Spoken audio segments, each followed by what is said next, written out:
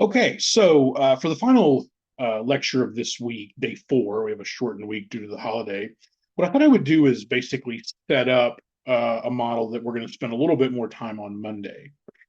We have essentially put together all of the major planks, if you will, of the sort of Keynesian argument of the macroeconomy. You'll have a little bit of reading left to do to kind of put all of that sort of together. Um, and we've added in the Phillips curve at this point. And so now what we need to do is we need to open the economy up again, talk a little bit about how we might think about the role of exchange rates and net exports in the ISLM model. That way we have a way to think about how those things are going to impact the aggregate supply, aggregate demand model. And again, because we're talking about the ISLM model, we're thinking about everything through aggregate demand. So that's sort of something to keep in mind as we move through this. So after sort of Keynesian ideas had really come into sort of focus and being in vogue in economic circles, there was the development of the ISLM curve, mostly under Hicks, very shortly after Keynes publishes his book.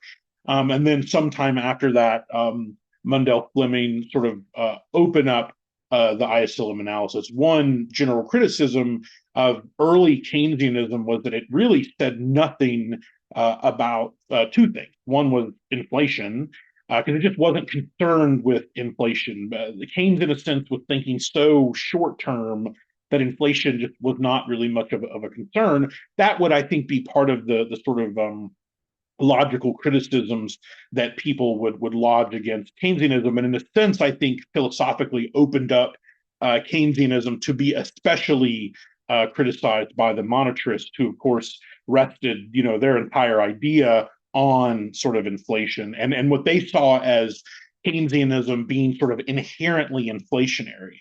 And empirically, they had some feet to stand on, certainly. And then the other weakness of the sort of Keynesian analysis, and certainly the sort of neoclassical synthesis, is this sort of lack of openness. We sort of think in terms of a small closed economy, but for example, we end up pointing a lot of these models towards, say, for example, the U.S. economy. The U.S. economy is not a small nor a closed economy; it's a large open economy. Now, in the context of the Mundell-Fleming model, which is opening up the ISLM model, we're going to keep it with small, and then we will talk at the end a little bit about, okay, once we've established sort of what would happen in a small open economy, what does that probably tell us about a large open economy? And you'll see that there's a pretty nice sort of straightforward bit of logic that gets us, to where we can map these ideas onto a country such as the United States in a very similar way, by the way, that we did when we were doing the small open and small closed economies back when we were wrapping up the neoclassical model. If you remember, we sort of positioned a large open economy being sort of in between a small closed and small open economy in terms of, for example, those market clearing rigidities. We expect for several reasons, for a large economy to have more price rigidities and more wage rigidities, in part because the bigger your economic system is, the more markets ultimately are going to make up sort of the entire macroeconomic structure. And so it makes sense that there would be more what we refer to as nominal rigidities. And so therefore you can think about larger economic systems in a way. It sort of just, it takes a little bit longer for policies and shock to be transmitted about the economy than a small closed economy, and then sort of not quite as much as a small open economy. So let's get into Mundell-Fleming. Now, the sort of key idea in Mundell-Fleming sort of rests upon the way we think about the interplay between exchange rates, net exports, and what we're going to refer to as capital flows. And in particular, we're interested in capital outflows versus capital inflows. So before we get into sort of putting together the actual Mundell-Fleming model, what I want to do is I want to just say a little bit about what the idea of capital outflows and then subsequently inflows means in a Keynesian model, in a Keynesian open economy model. So here's the basic idea behind a capital outflow. So a capital outflow refers to essentially money being removed from the domestic supply of money in order to purchase currency on a foreign supply of money. So you have domestic currency being used to purchase foreign currency. And what this does is it increases the supply while decreasing the demand for domestic currency. So this causes there to be a depreciation of the foreign currency. And then in terms of the domestic currency. And then in terms of the foreign currency, we have appreciation because the supply has declined and the demand has increased. So in a world where the exchange rate is just the domestic price divided by the foreign price, then we have a very clear sort of sense here that the exchange rate is going to decline. So what that means is that the domestic currency is depreciating against the foreign currency. So essentially what that ends up meaning is that we expect there, therefore, to be an increase in net exports. And the reason, of course, why we expect there to be an increase in net exports is because if the price differential is that the foreign currency is becoming more expensive against the domestic currency, then that means that foreign goods are becoming cheaper with respect to domestic currency. And so as a result, we expect there to be this increase in net exports, either because of an increase in exports or a decrease in imports, or more than likely a little bit of both. So this is where we get this idea that the exchange rate is a negative relationship with net exports. And basically the idea is that if your domestic currency depreciates against foreign currency, as we expect in capital outflows.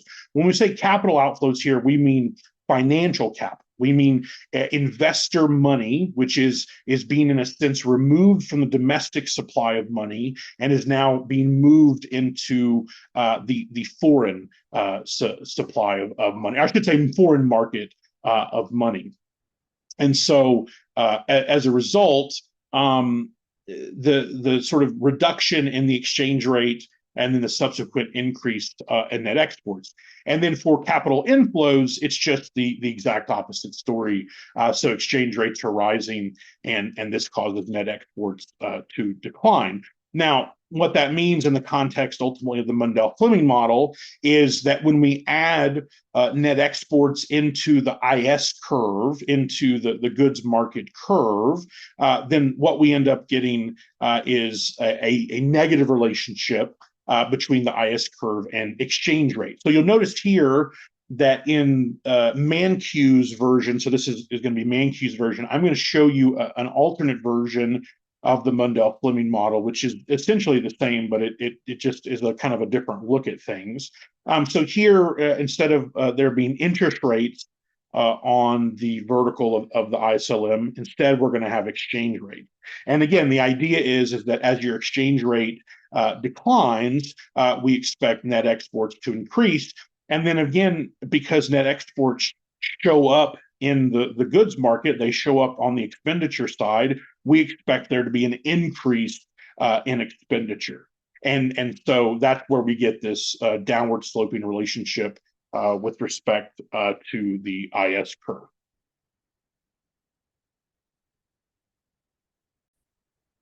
Now, it is also important for us to take a moment to kind of step back and look at some of the assumptions. So we have just sort of two main assumptions of the Mundell-Fleming model. They're not hard to remember. The first is that we have a small open economy. What that means is that the domestic, basically interest rate markets or the domestic loanable funds market does not affect the global interest rate. And so there's going to be two different interest rates here. We're going to think about a domestic interest rate, R, and we're going to think about an international interest rate, R star.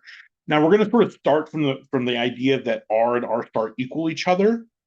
And that would occur if, on one hand, we had a small economy in which our economy did not affect loanable funds markets in other countries. Therefore, in a sense, our interest rates don't affect other interest rates.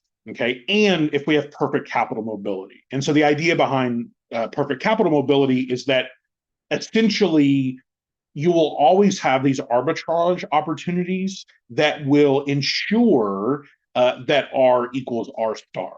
So if my interest rate does not affect your interest rate and there's perfect capital mobility, then in that world, R is equal to R star. Now, what's going to happen is that policy, either fiscal policy or monetary policy, is going to affect interest rates, right? We've already seen this in the context of ISLM. We know that both fiscal and monetary policy are going to influence the behavior of the domestic interest rate. And what the Mundell-Fleming model basically gives us is an idea of what that is then going to do to net exports. And ultimately, in a world in which we think that exchange markets are very important to the overall macroeconomic health of a country, then this becomes a really important conversation. One of the things that we'll talk about is that when you go from the small economy model to sort of thinking in terms of a large economy, the large economy has enough distortion that, for example, some of the negative consequences of running a trade deficit are not going to be felt ultimately by a large economy, especially if the flow of that trade is predicated on the concept of something like comparative advantage.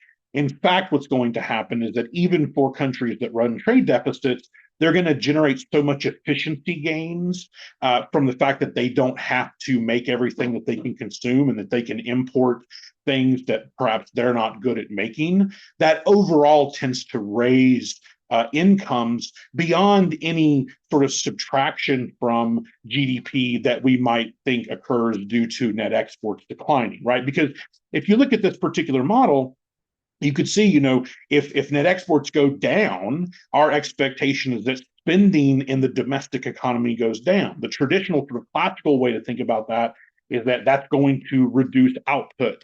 A more modern and somewhat Keynesian sort of look at that is that, well, as long as the income gains are large enough from a trade imbalance, in particular a trade deficit, then that will be, in fact, a better full employment situation than if instead we made most of the things ultimately consumed. In a sense, what this means is that we get the classic result that trade makes us better off. It makes us, in a sense, wealthier. Now, to what extent trade sort of elicits a particular distributional consequence, who gets the gains from trade, that, of course, is an important conversation. We're going to talk more about those sorts of topics, the relationship between trade and, for example, income inequality, when we get to the last week of the semester. I think that'll be a nice conversation for us to sort of end on. Okay, so IS curve is downward sloping with respect to exchange rate. And then what we're going to do is we're going to fix essentially the money market at a particular interest rate. So we're going to draw an LM curve, which is vertical for a given level of output and a given foreign interest rate. You might remember when we opened up the economic system, one of the things that we posited was that basically domestic investment in an open economy setting ends up being based upon foreign interest rates. So R star is actually what determined domestic investment. So when we look at, for example, in the money market, which ends up being in some sense the market for loanable funds, we can see that we have R star. We have the international interest rate in there. Okay, so we put these two sides, the expenditure side in the IS curve, the money market side in the LM curve, and we get equilibrium. And what this is going to mean is that we have an equilibrium exchange rate. So the idea is going to be the exchange rate is in a sense going to be having upward pressure or downward pressure pushed on it with respect to any particular policy change. Now, a really important part of this conversation historically was from the central bank's perspective, do they want to have a fixed exchange rate regime or a floating exchange rate regime? And what this comes down to is, are you going to allow your exchange rate to fluctuate, essentially to equilibrate the goods and money markets in an open economy setting? Or instead, are you going to seek to fix your exchange rate at a particular rate, and therefore sort of maintain that kind of currency exchange in your sort of macro economy? Typically, there has been incentives for countries to fix exchange rates when there have been more fluctuations in currency. And so if you're a country that, say, historically had very large fluctuations in currency, we tend to see those countries have an added incentive to try to fix their exchange rates, because it's ultimately a way for them to try to kind of add stability in their money markets. Exchange rate fixing also becomes a way to sort of backdoor try to increase liquidity, or I should say maintain liquidity in your economic system. The problem that we'll sort of see with fixing your exchange rate is that it can sort of create some relatively perverse incentives for central banks, especially central banks that perhaps are not worried necessarily about inflation. So that's something to sort of keep in mind. So let's say that the domestic government runs expansionary fiscal policy, and the central bank lets the exchange rate float.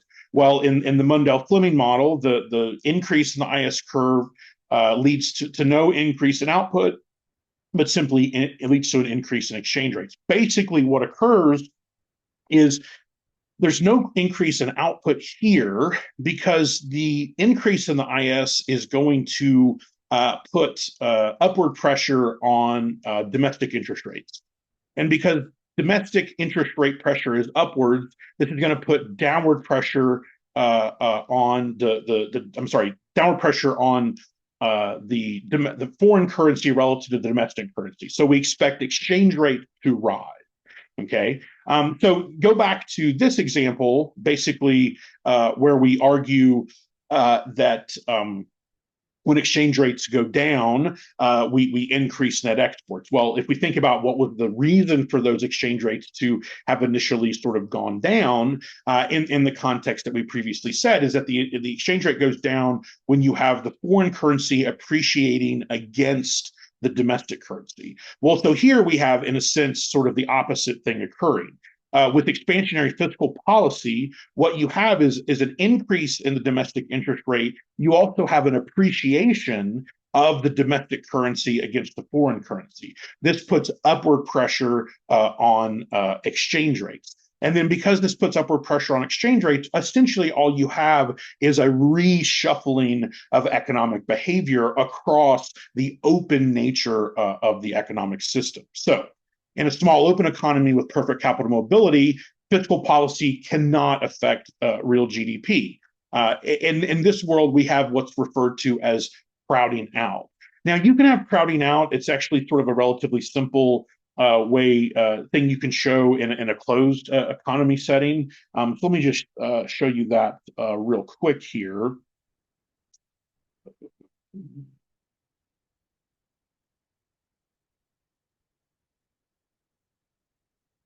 So in the closed economy setting of crowding out, this is sort of the way to think about it.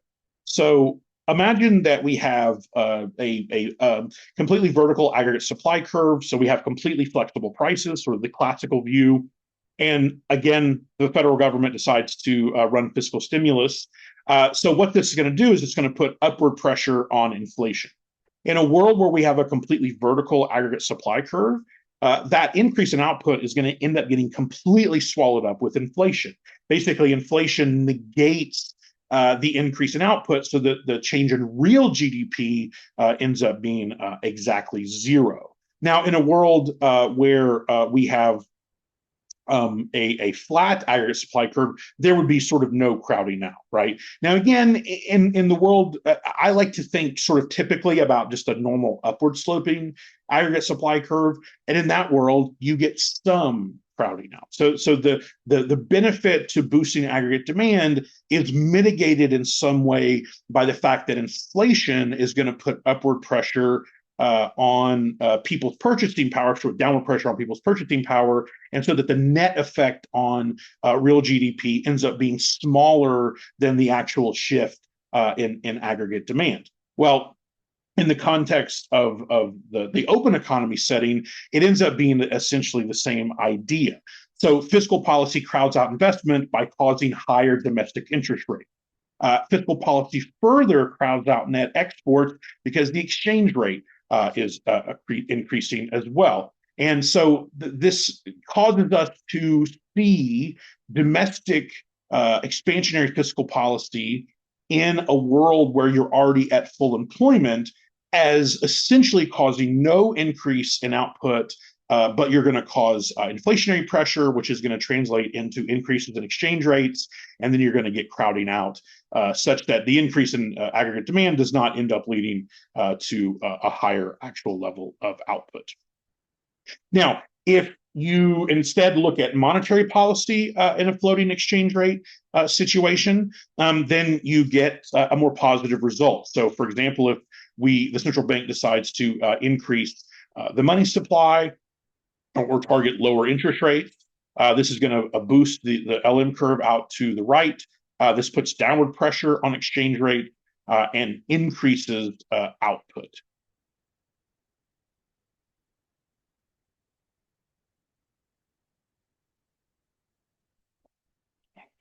The key idea here, though, with monetary policy is that while it benefits the domestic economy, it benefits the domestic macroeconomy, it has no sort of improvement on the global economic system, because, again, all it sort of does is reshuffle economic behavior across borders. So this particular point here, expansionary monetary policy does not raise world aggregate demand. It merely shifts demand from foreign to domestic product. So the increases in domestic income and employment are at the expense of losses abroad. So if we sort of open up our idea to not just sort of considering the domestic macroeconomy, but also the global macroeconomy, this sort of expansionary monetary policy only benefits the domestic economy and ultimately, as we'll see in a moment, perhaps in a relatively illusory way. Now, the other thing that we can do in this world, of course, is that we can sort of try to restrict trade. So tariffs or import quotas. The way that we show those is simply that's going to cause an increase in net exports. The increase in net exports is going to cause a shift of the IS curve. So we get the exact same outcome as we got here with expansionary fiscal policy, simply higher exchange rates, but no boost to output. This is one of the several reasons why economists do not like trade restrictions, is because broad trade restrictions have theoretically no impact ultimately on output, because they just put upward pressure on exchange rates. And again, we just get a reshuffling of economic behavior. Now, one sort of particular area is, okay, maybe we don't have broad tariffs, but maybe the government pursues sort of more targeted kind of specific tariff. That sort of can, in a way, not cause as many problems, or at least not cause as many inefficiencies as the world in which we have very broad tariffs. But ultimately, even in a world where sort of targeted tariffs end up generating the outcomes maybe that we like, the sort of idea would be that really economists sort of would prefer more diplomatic ways to do it. Sometimes tariffs have been seen as certainly necessary. The sort of current conversation, I think, over tariffs sort of obscures the fact that they've been used by, in a sense, most presidents, but never sort of, and not so broadly as they're currently being discussed for a long time. So I do think that part is certainly new. But yeah, the conversation over tariffs is a bit all over the place amongst the general population. But the kind of macroeconomic argument here is that basically broad trade restrictions, broad tariffs, at the best are only going to marginally help the domestic economy, and certainly is going to be sort of worse for the foreign economy as a whole. Now, as I mentioned before, sometimes economies, central banks in particular, have reasons to fix exchange rates as opposed to letting them float. Now, the nice thing about this world is that it changes the sort of powered nature of policy. In particular, let's suppose that the federal government decides to run expansionary fiscal policy again, and then the central bank decides we're going to fix the exchange rate. So we're not going to let the exchange rate increase. So this would be, an IS curve shift to the right. This would be an LM curve shift to the right. The result of this is a fixed exchange rate, but higher output. And the reason why we get a higher output here is because you get higher domestic spending, but the accommodating nature of the fixed exchange rate policy under the central bank is going to temper, right? Ultimately, is going to sort of temper the exchange rate effect. So normally when you boost the IS curve, this puts upward pressure on domestic interest rates.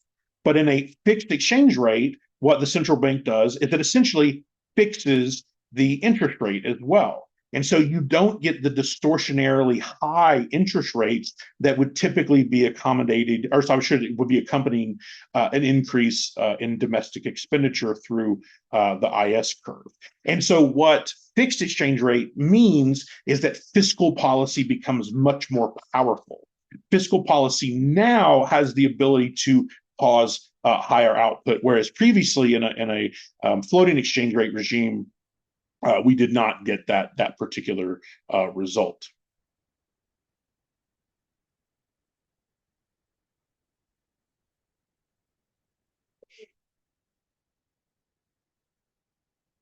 Now, in a fixed exchange rate regime with monetary policy, any expansionary policy has to be met with an equivalent contractionary policy in order to keep exchange rate. Exchange rate fixing comes through the central bank.